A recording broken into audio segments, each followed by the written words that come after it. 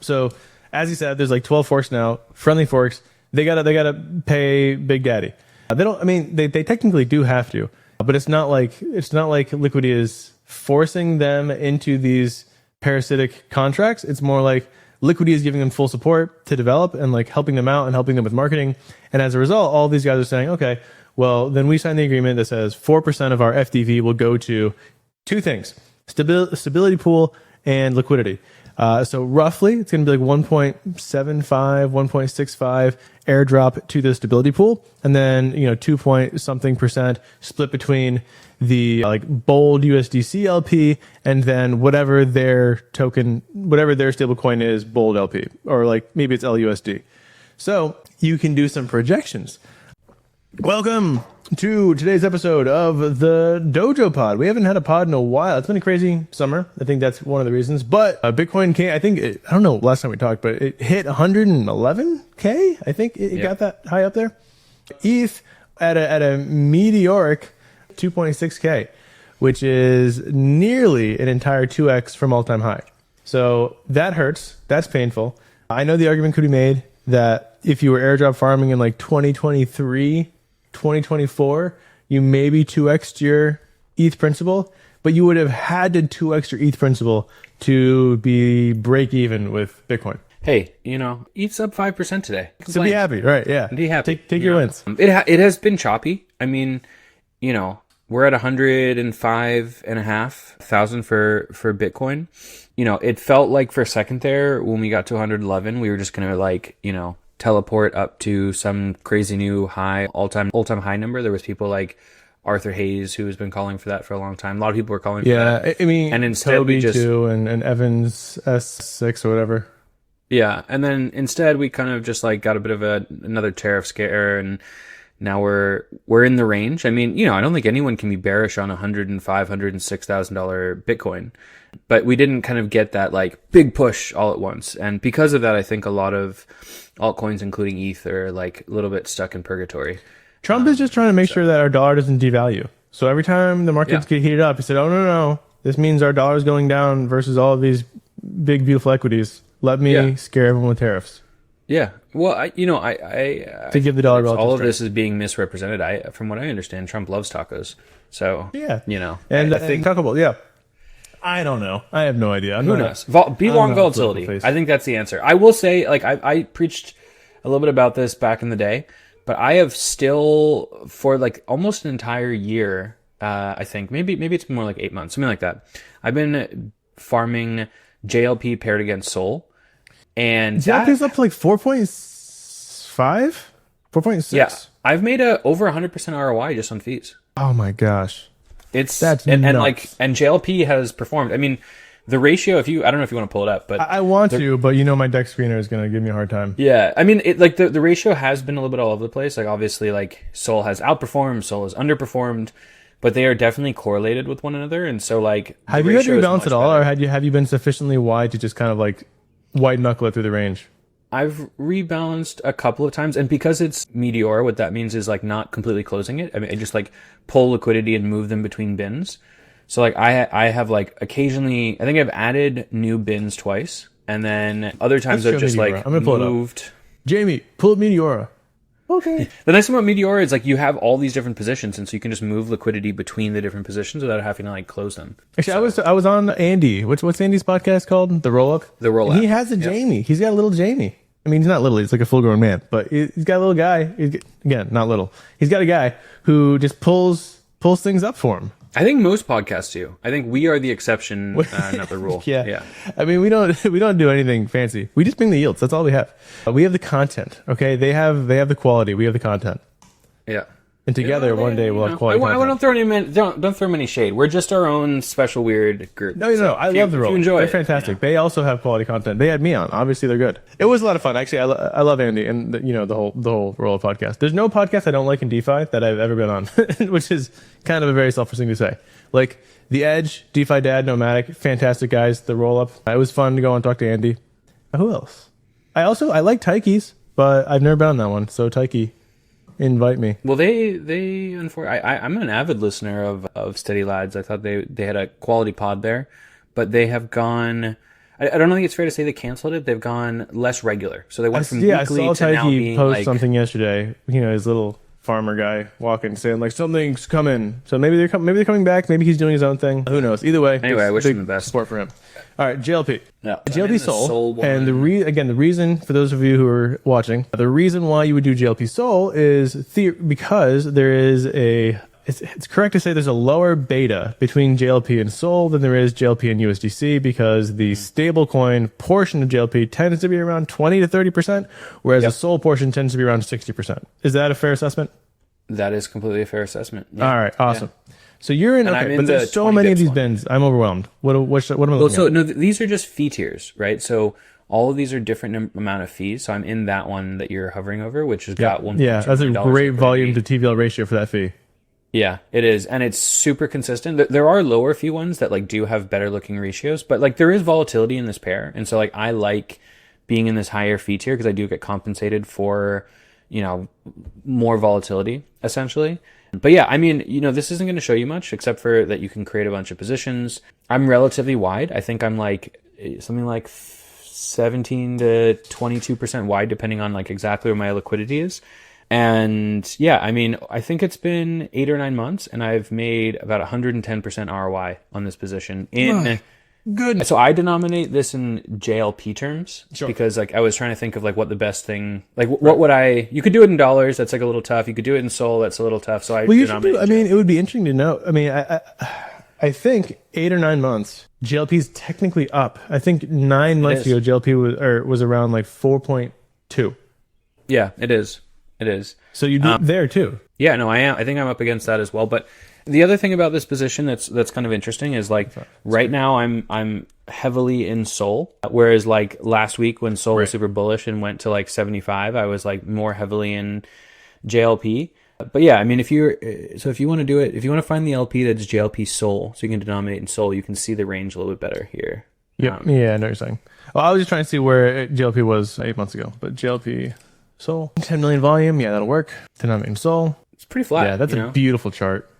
Yeah. I mean, this chart's beautiful. Even the USD chart is beautiful. It's not, you know, maybe we had like a bit of a, this hurt, right? I think so as a warning, guys, around here is where I started talking about, hey, why don't we all leverage JLP on Camino? Yeah, and I mean, to be fair, I'm talking about this after we went straight down and then had a very V-ish looking recovery, and now we're like hanging out up there. So, you know, there is a reason I wasn't talking about this for a while, because there was a point when this was quite painful and like impermanent loss. Well, you white knuckled it outpacing throughout the it was not outpacing the fees weren't outpacing it, but now we're back and like I've earned a ton of fees throughout this entire period, and it has been worth it. I found this experience to be true for a number of like LP positions I do. If you try to do them, if you have to have like a kind of like a long-term view of what's going to happen, and if you can do that, you can position yourself accordingly. I think it works really well. If you just get sucked in by the fees, you know, like the Hydran song of like high fees for a short amount of time, you're going to get chewed up in my experience. Yeah. So. You basically have to say, I'm willing to bet that there will be some mean reversion, so that when you're in the down days and you're technically net negative and you're like, I was farming 120% APR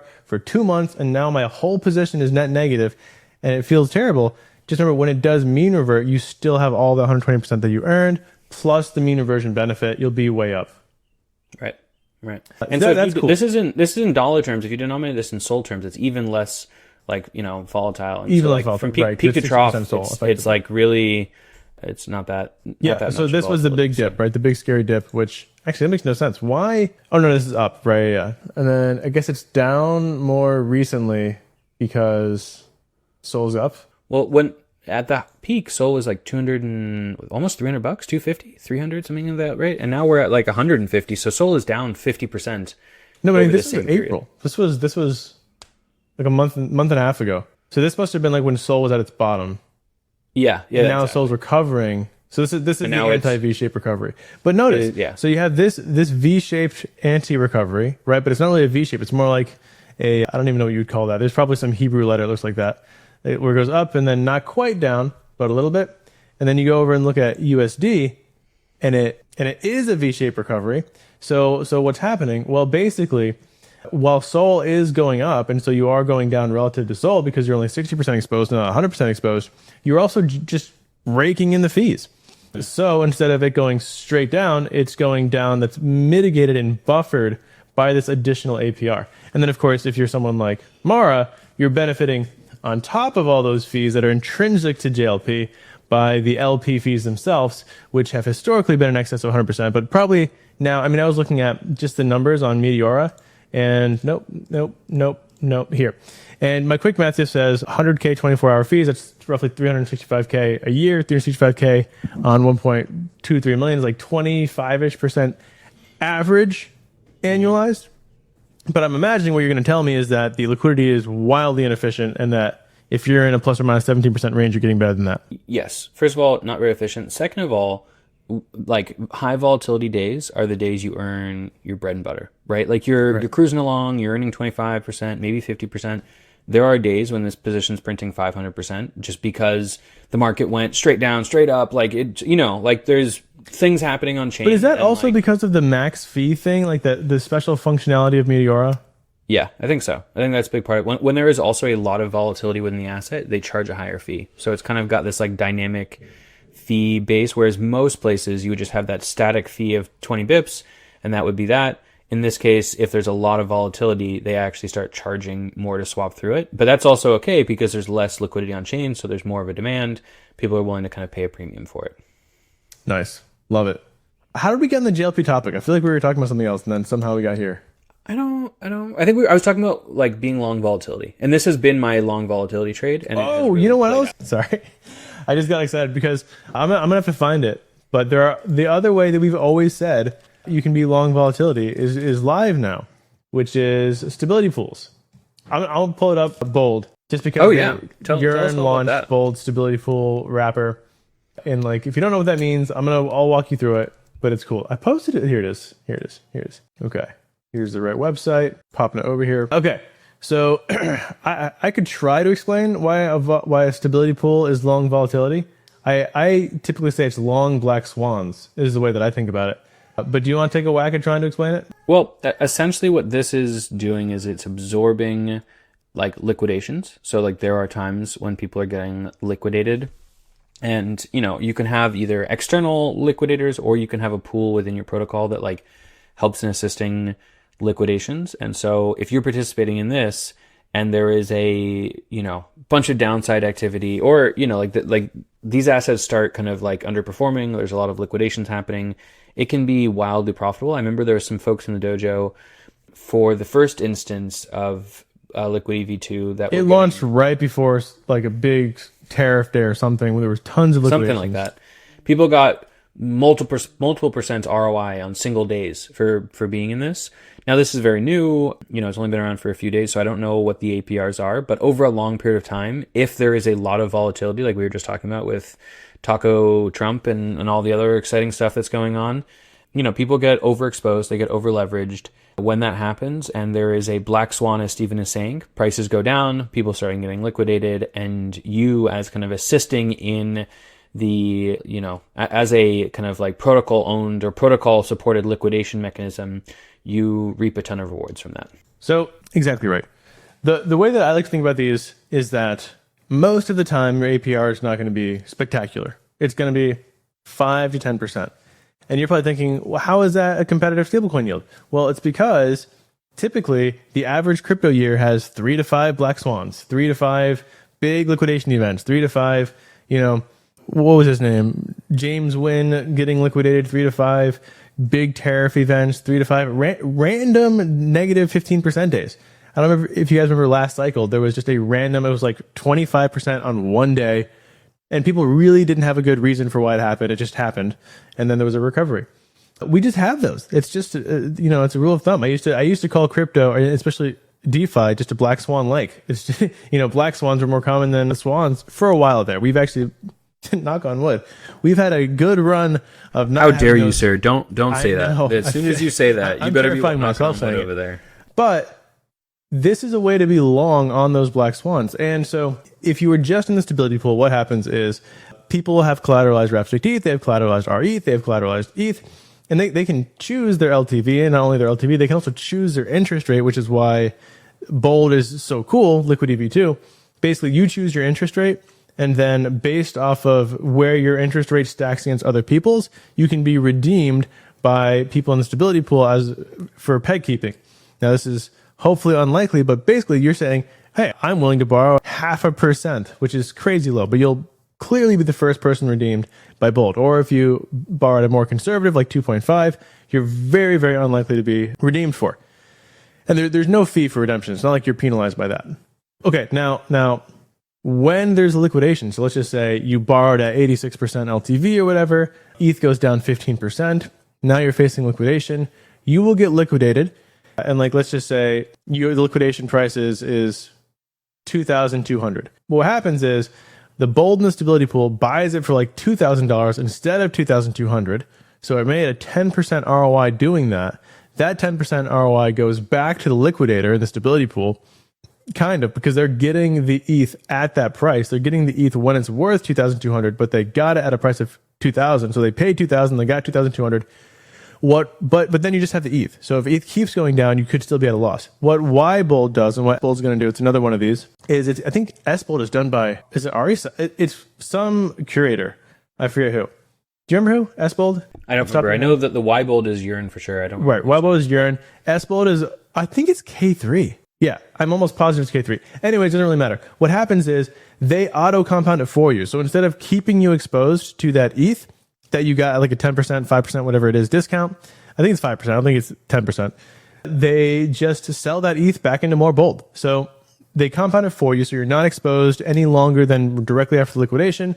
And so on those random days, 4 or 5 times a year, or 3 to 5 times a year, you can make a 2% ROI, a 3% ROI. In just one day. And so the average yearly APR, even though on 360 days of the year, you might be getting 5%, the average total APR if you're staying in there could be like 20 or 30. So that's just the way to think about it, in my opinion. It's a way to be long black swans with a stablecoin denominated position. Yeah, absolutely. No, I think that they're pretty interesting. I think Liquidity, I think FX Protocol, those are two, stability pool modules that I think are pretty interesting.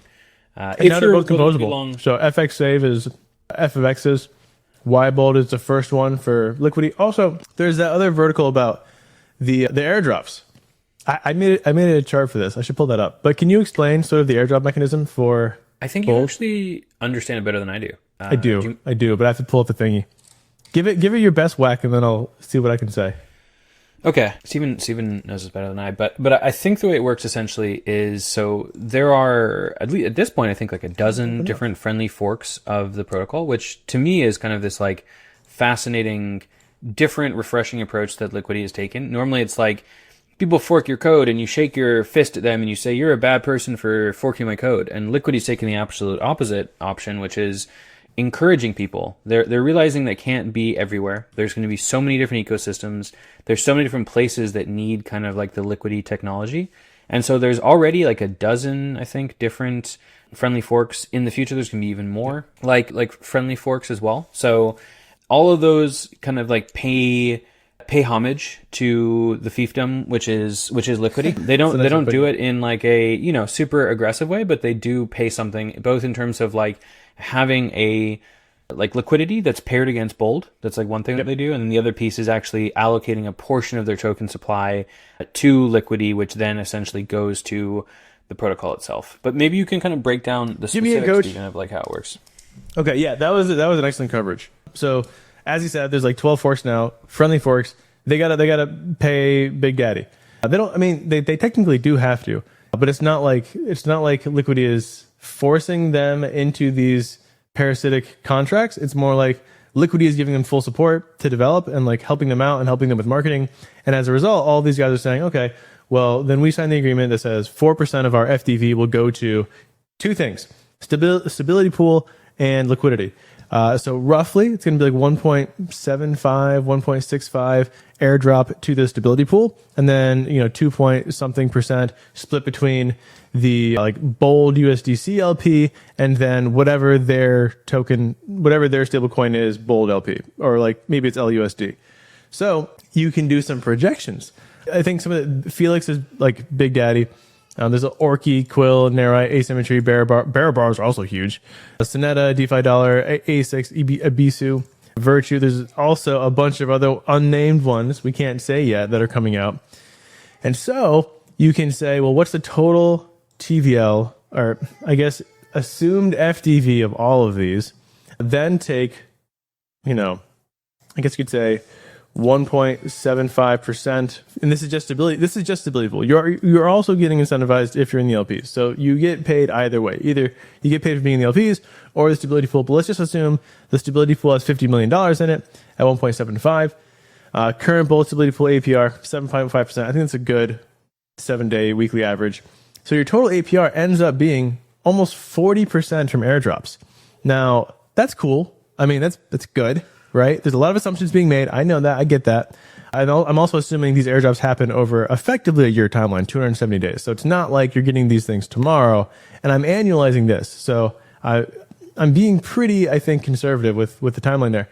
Then what makes this interesting is you will be able to, not yet, take that Y bold, that airdrop qualifying staked Y bold, and loop it. So if you can loop that 40% against, say, an 8%, a 7% borrow cost, things get pretty spicy pretty fast. So that's the airdrop narrative. It is speculative, but here's the other good part. We're probably going to see this on Pendle. I mean, I can almost guarantee you. I think they're already talking to Pendle. I'm not sure if Y bold or S bold is going to be on Pendle first. I know K3 likes Pendle, but I also know Yearn is one of those like big pillars of DeFi that even if it's not super popular right now, people respect Yearn. So I think Yearn has some products on Pendle already. Anywho, if we see even a 15% implied APY, which is really low, maybe the YTs are interesting there, then you can take that over to Morpho and just have a great day. Yearn is also a curator. I didn't realize that. Yearn is a curator on Morpho. Hopefully they're a curator on Euler as well. So they're probably going to, in fact, I already know they're going to, curate their own market on Morpho. So they're going to be providing lend side liquidity. Hopefully they get PTs over there, and hopefully it's 10 to 20% IY, and then looping and leveraging is just going to be fun. So that's what I'm looking forward to, and why I'm kind of getting hyped up about Bold. Yeah, you're getting me hyped up on this. There's a lot of assumptions built into this. Yeah. I just want to qualify with that first. You see a 40% APR and you're like, wow, that sounds exciting. I will say you are waiting on 20 different protocols to do their airdrop to actualize all of that. So that, could be a very time consuming and painful thing. That being said, haven't even launched yet. Some of them haven't even launched that. That being said, Steven is being quite conservative, I think, in some of these estimations. He has Bear Borrow FDV at $50 million while they have $440 million in TVL. So I think you could also argue that the total amount of airdrop share that people will be getting will be higher. And some of these projects, for example, Felix, Bear Borrow, Nerite on Arbitrum, they're all chunky. They're all chunky protocols that are having quite a bit of success, and you get this interesting basket of things, right? Where you don't necessarily just need one of these things to succeed. You just need or all of them to succeed. You could just have a couple winners out of this, and those could pay off very handsomely if they're getting decent FTVs. So yeah, I think this is an interesting strategy. I am curious about it. I think I may actually, now that I've heard you kind of pitch it, open some exposure to it. I don't think I would be doing YTs for it.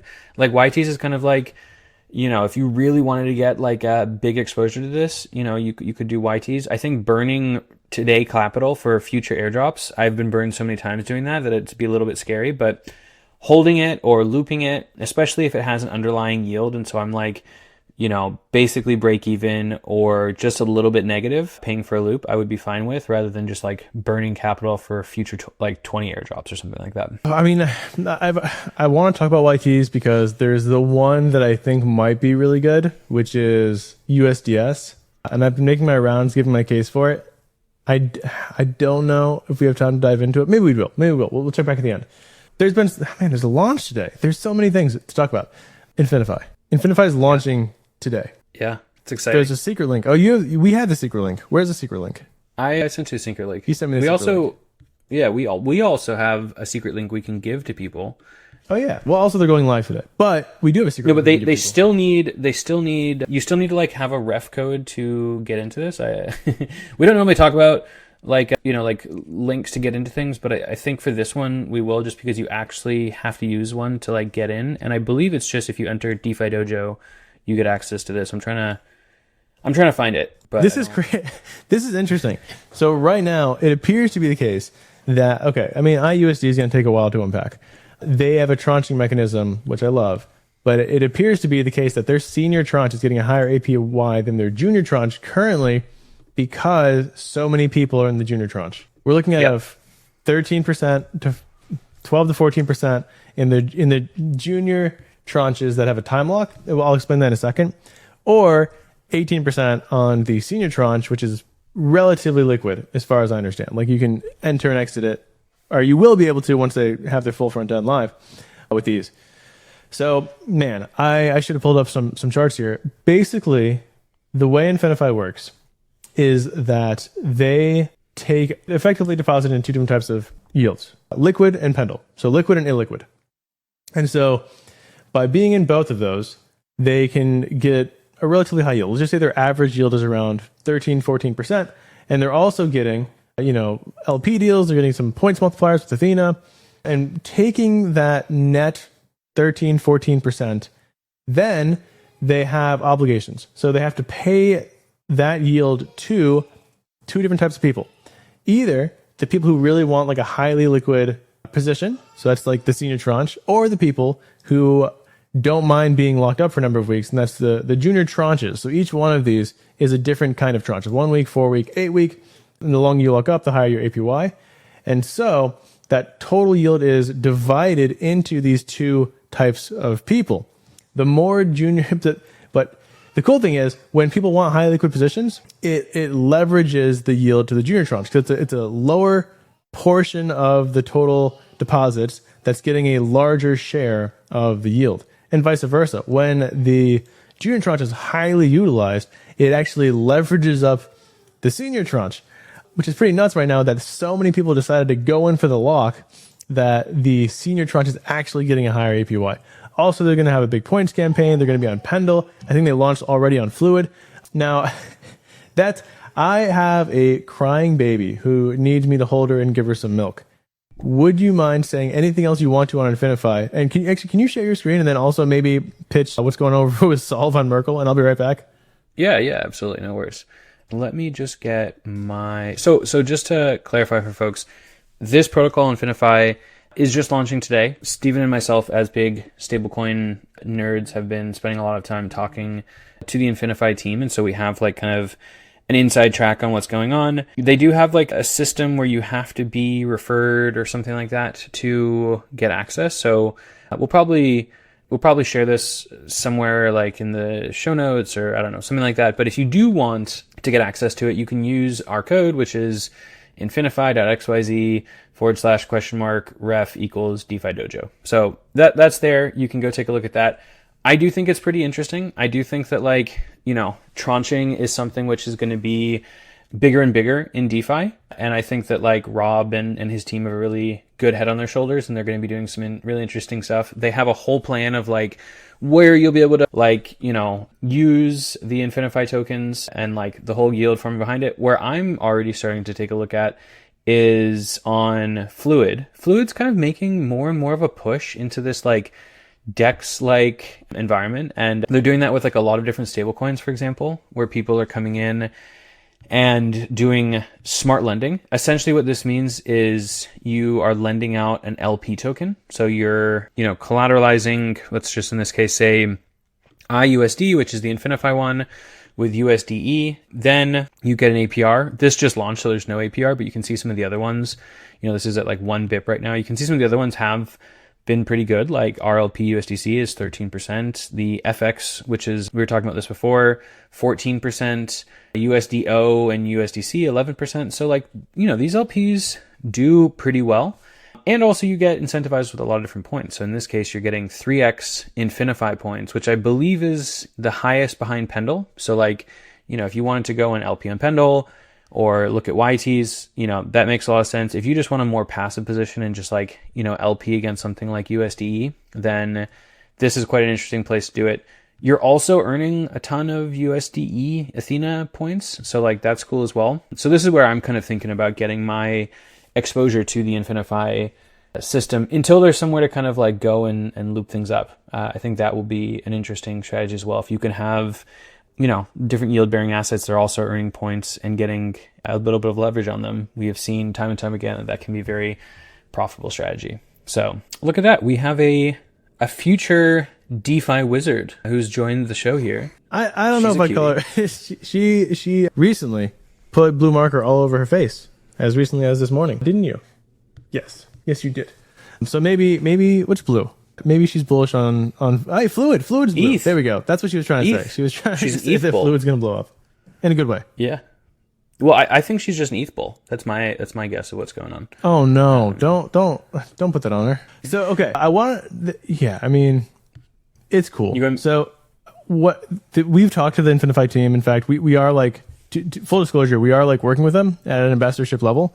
I think they're going to be the first tranche protocol. Well, no, Resolve is in my opinion, the first tranche protocol that actually made it big. So they have 450, 500 almost $1 million of TVL. So clearly the tranche mechanism is like, it's working. And the reason why tranche mechanisms works for Resolve is because they're only exposed to the basis trade. They're not like exposing users to anything crazy, anything wild, anything high risk. Typically, like in TradFi, tranching can have various risks all packaged into one sort of base master vault or master fund, and then people of different tranches get exposed to all of those things, but only the junior tranche gets hit if there's a loss, and then the mezzanine tranche, and then the senior tranche.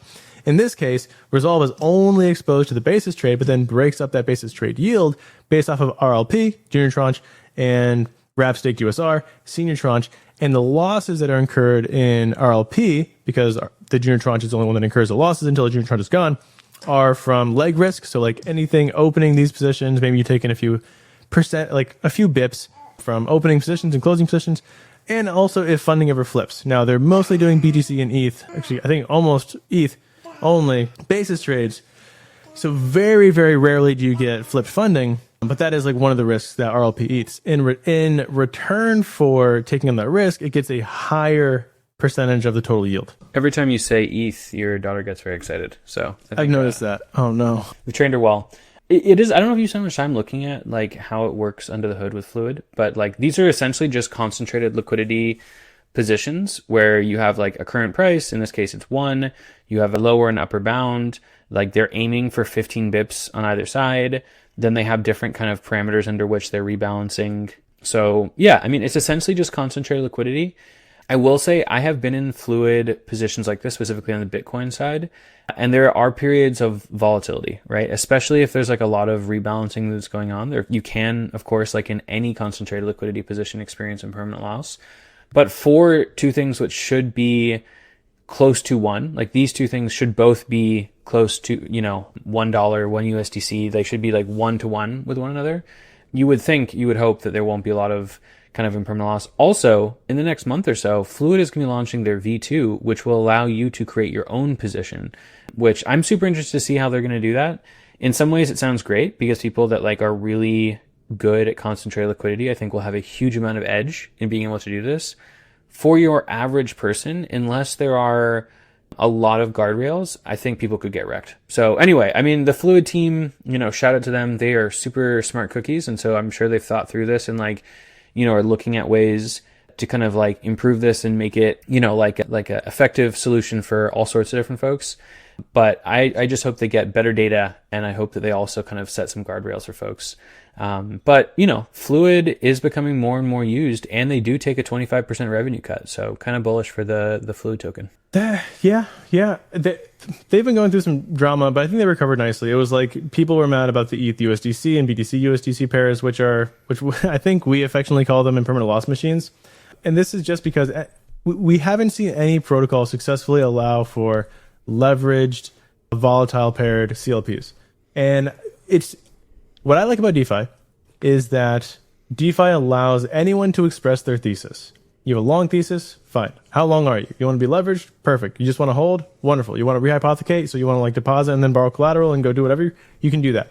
Whatever your thesis is, you have 1,000 ways to express it. So you can express very, very complex and specific theses. Likewise, there are some theses that would behoove the leveraged CLP user. However, but the big caveat here is very, very few people can do that.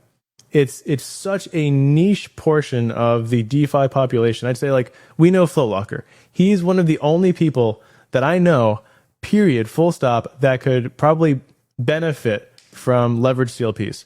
Anyone else, I think that they're just going to get torn up because they don't know what they're doing and they can't understand the actual Greeks that go into what affects your collateral, what affects your debt. And so they had a bit of some drama there. But their smart collateral that has like 1-to-1 delta, those have been amazing. We've seen the BTC pair, which I think you were a beneficiary of. You were racking up like what, 30, 40% for a month, 2 months? It was like 70 to 100%, but yeah. You're giving me FOMO. But yeah, that was really good. And okay, so that's Fluid. We don't have to wax lyrical about them. I think by now people are starting to understand what's going on over there.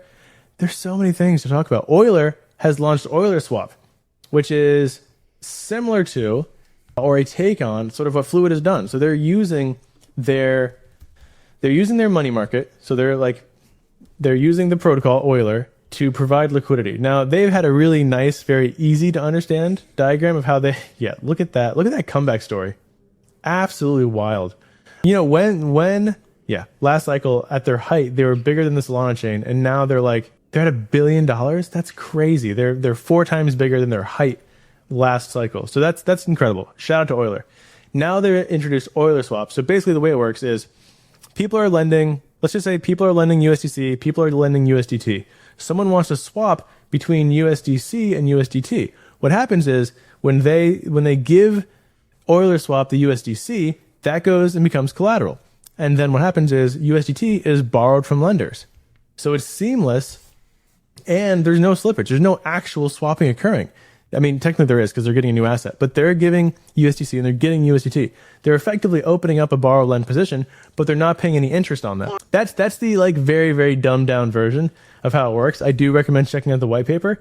This is just launched. This is in my opinion, money markets as swap protocols or as DEXs is one of the verticals of the future of France. Yeah, I agree. I just love seeing, increasing innovation in the DeFi space. And it feels like Fluid has definitely, started the push in this direction. There's been ups, there's been downs, as there is with any kind of new innovation. I think Euler's having an interesting approach on it. My sense is that money markets more and more will start kind of innovating. Some of them I think are going to plug into Uniswap v4, which will be very interesting. Balancer has been playing with these ideas for a long time with the Balancer boosted pools where they deposit into a money market. So, I think we're going to see over time just a blend of these protocols trying to take on more and more verticals. And I think you're going to see people, really smart teams, really capable teams like Euler, like Fluid, doing it well. So anyway, we've talked a lot in the past about Reservoir. I do think we should talk about what's going on with them. They just had a big shift. They hit 20 billion in terms of total points. That was a big kind of milestone for them. And they have ended their season 1. So this is something we've been talking about for a long time. The deal, the thing that they had said was there was going to be 20 billion points, and that was going to represent 10% of the DAM token. Punny, I like that. I like that they're calling it the Reservoir DAM. So, if you have been farming this over the last, what is it? At least 6 months, maybe more. That kind of portion of points is truncated. Those kind of tokens have been truncated. We have now started season 2, which is going to be having at least 5% of the token supply allocated towards it. So it is still a very kind of interesting place to farm. And I think that seems like it's going to be going on for at least another 6 months, roughly. But yeah, I mean, Reservoir has had a huge amount of growth, huge amount of success recently. And, it's nice to see them kind of following through on their word. We don't know when the airdrop is going to happen. They just kind of say more information is going to be released soon on this. But my sense is that we're probably weeks to months away from when that's going to happen.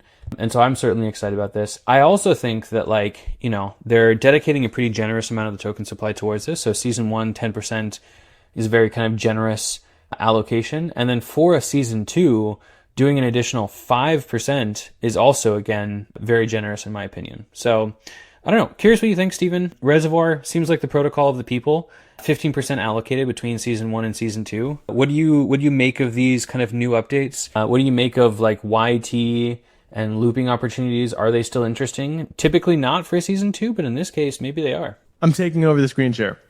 So okay, fair enough. I've done Reservoir season 1. I think that Reservoir season 1 people will be very happy with what happens. These are my assumptions. We've talked before, we've heard rumblings in the trenches, valuations between like 50 and 130 million. And I think these are totally reasonable. So like if you look at the TVL, 250 million TVL, and you say, okay, well, like a third to a half of that is a low ball estimate, reasonable like range. That gets you in that 50 to 130 range. If you think like a 1-to-1, then it obviously goes much higher. I think that would be too bullish. I don't want to be that bullish. I'd like to be pleasantly surprised rather than like sorely disappointed. So if we're looking at that range, the like loop on Morpho, which is what I've been in for months now, and what I think is like just a phenomenal play, it's net APR. So I can go over to Morpho, wrong wallet. If I go over to Morpho, can I switch my wallets here? I really don't like the new Rabby update. I will say that. It is frustrating because I have to refresh the protocol 10 times, disconnect my wallet, reconnect it. It is not as seamless as I think they intended. Or did they revert? Because now I switched wallets and it switched this automatically. Okay, hey, you know what? Shout out if you guys took some feedback. So I can do the math in my head right now because it's not that bad. So it's like 8.15 collateral rate on SRUSD, let's just say 7.15 borrow rate, so 1%. So you do 8.15 times 10, because I'm 10x leverage, it's 81.5%, minus 7.15 times 9, which is 7.15, which is 64. So 81, 64, roughly 17% net. So I'm getting 17% organic yield. I'm already happy. That's a good stablecoin yield. On top of that, I have been getting, and these are my estimates, feel free to skewer me if I'm wrong. I have been getting between what I'm imagining a 67 to 140% overall yield on season 1. Now, let's look at season 2, right? Season 2 is going to have, let's be bearish, let's say 5%, right? 5%. These still look really good. And if you stay in your positions, you get like a 20% points boost or something like that. So I am not touching my position as long as it's net positive, as long as like the organic yield is above 10%. Why am I moving? Why would I close that? So I'm staying in that position and just farming these points. I'm hoping season 1 is going to be what I think it is. And I'll have a nice sort of like little, not like a windfall. It's not one of those airdrops like Hyperliquid where you just get, 6 figures out of nowhere. It's more like you are having a really, really good stablecoin APR. Why would you mess up a good thing?